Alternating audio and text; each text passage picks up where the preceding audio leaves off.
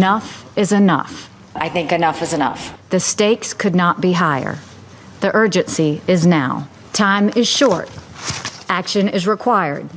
Our country's patience is not unlimited. The policy of strategic patience is over. War is never something the United States wants. The United States does not seek conflict. Only the strongest sanctions will enable us to resolve this problem through diplomacy. All of our counterparts need to impose the sanctions. We will defend our allies and our territory. The United States is prepared to use the full range of our capabilities to defend ourselves and our allies. It's a difference of opinion over North Korea being played out at the highest levels. At an emergency session of the UN, the United States has said it will circulate a new draft Security Council resolution to be voted on next Monday.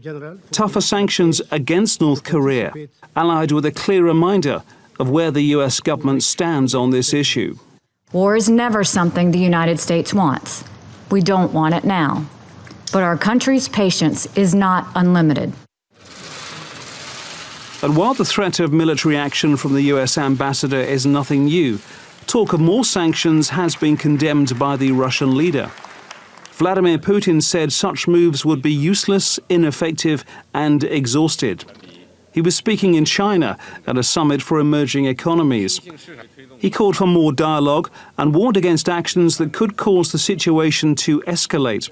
The American idea of punitive measures against countries who trade with North Korea, and that includes China, has also not gone down too well. What we absolutely cannot accept is that, on the one hand, we are making arduous efforts to peacefully resolve the North Korean nuclear issue, and on the other hand, our interests are being sanctioned or harmed. This is both not objective and not fair. The condemnation of North Korea following its latest missile test was delivered loudly and clearly. There was a renewed sense of urgency at the Security Council to bring North Korea back to the negotiating table, echoed by the diplomatic stance taken by Russia and China. But for more than 20 years, North Korea has ignored calls from the UN and flouted sanctions. The latest set imposed by the Security Council was only in August. Any message next week from the UN seems likely to fall on deaf ears in Pyongyang. Russia's President Vladimir Putin has warned of a global catastrophe if military tensions with North Korea continue to increase. Mr. Putin also dismissed the value of imposing further sanctions on Pyongyang, saying the country's leadership would rather eat grass than abandon its nuclear program. Everyone remembers what happened to Iraq and Saddam Hussein. He stopped the production of weapons of mass destruction. Regardless, under the pretext of searching for those weapons, Saddam himself was destroyed, alongside his family members. And they remember that in North Korea. Do you think that just because of sanctions, North Korea will forget its policy of creating weapons of mass destruction? Russia condemns those North Korean actions. We think they are a provocation. North Koreans, as I told one of my colleagues yesterday, would rather eat grass than give up on their nuclear program, unless they feel safe. Well, President Putin also said that the US policy on North Korea doesn't make any sense, and he said that it's absolutely absurd to put Russia and North Korea on the same sanctions list and then ask Moscow to help impose sanctions on Pyongyang. It's absurd to put Russia on the same sanctions list alongside North Korea and then ask us to help impose sanctions against North Korea. The sanctions regime has hit a wall. It is not effective. But it is also to do with the humanitarian side of things. No matter what we do to North Korea's actions will not change. But millions of people will suffer. Meanwhile, South Korea has been holding more live fire drills and has been staging a major naval exercise off the country's east coast. A South Korean commander said the North's forces would be buried at sea in the event of a further provocation. The country's president says he is open to dialogue with the North, but now is not the time for talks. The US and North Korea are stuck in a behavioural rut. Neither seem willing to back down, and it looks so bad you might think a third world war was imminent. But surely no one wants that. So how does the world tackle North Korea? What are the options? Well, option number one, Twitter war. President Trump has been dropping Twitter bombs on pretty every occasion, saying Pyongyang is looking for trouble and threatening locked and loaded military solutions. And South Korea, and I should point out that it's a US ally, is caught in the rhetorical crossfire. Question is, how effective are these Twitter bombs? There's no reaction except from Kim parading more of his ballistic missiles and even saying he now has a hydrogen bomb. On to the next strategy option, number 2. Trade wars and sanctions. The US and UN Security Council have hit North Korea with sanctions over and over again since 2006. And guess what? They don't seem to care. And to add more pressure, the US has been hinting at ceasing all trade with any country that continues to do business with them. The United States will look at every country that does business with North Korea as a country that is giving aid to their reckless and dangerous nuclear intentions. But how realistic would this be? That means that approximately 80 countries would be affected, and that's not to mention the economic consequences for the US itself. Option 3. The scariest of all, which still exists, actual all-out war. The US are the only party openly threatening a military response at the moment, and it looks like they could find themselves alone in this fight. Other leaders have been clear about not wanting to go down this road.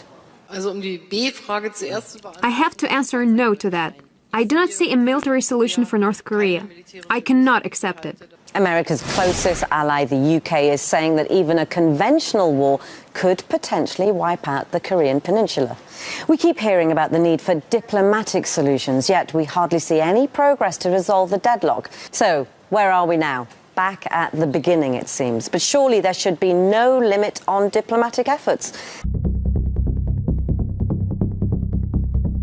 The main theory that North Korea analysts have is that essentially Kim Jong Un is looking for deterrence, looking for protection, that he's seen what's happened to previous dictators like Saddam Hussein and Colonel Gaddafi, who did not have nuclear weapons and who met a very grisly end, and has decided that the only thing that can ensure the survival of his regime is to have a nuclear weapon. Now, of course, he already has some nuclear weapons, but the North Koreans are now pursuing the ultimate prize, which is a nuclear-tipped intercontinental ballistic missile that could directly threaten the United States, and that would provide perhaps the ultimate insurance policy. However, nobody can be entirely sure about what's in Kim Jong Un's mind, and the real fear amongst some in the United States is that he's not as rational as the deterrence theory suggests, and that he might seek to perhaps blackmail the United States in some way, or even perhaps use nuclear weapons as a first resort and not just as a form of protection. South Korea is actually much more vulnerable than the United States because its capital, Seoul, is just some 30 kilometers from the North Korean border. And the fear is that if the US was to attack North Korea in an effort to take out its nuclear installations, there would immediately be a savage, conventional armed reaction by North Korea, raining missiles down on Seoul and potentially costing hundreds of thousands, maybe even millions of lives. That's really the reason why the US has been unable to take on North Korea in a military fashion. However, there is a division between South Korea and the United States that's opening up for a couple of reasons. Firstly, the South Koreans are scared that America might actually take preemptive action rather than accept that North Korea can develop a weapon that directly threatens the United States. And more broadly, there's a difference in political philosophy between the Trump administration in Washington and the current government in South Korea that's run by Moon Jae-in, which is more inclined to look towards negotiations and some kind of accommodation with North Korea, and that was accused over the weekend by Donald Trump of appeasement towards North Korea.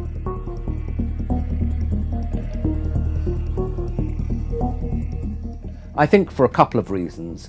First of all, they're worried about destabilizing North Korea because it might cause flows of refugees into China. They're also a little ambivalent about the idea of a collapse of North Korea leading to a unified Korea that might be an American ally and bring American troops right up to the Chinese border.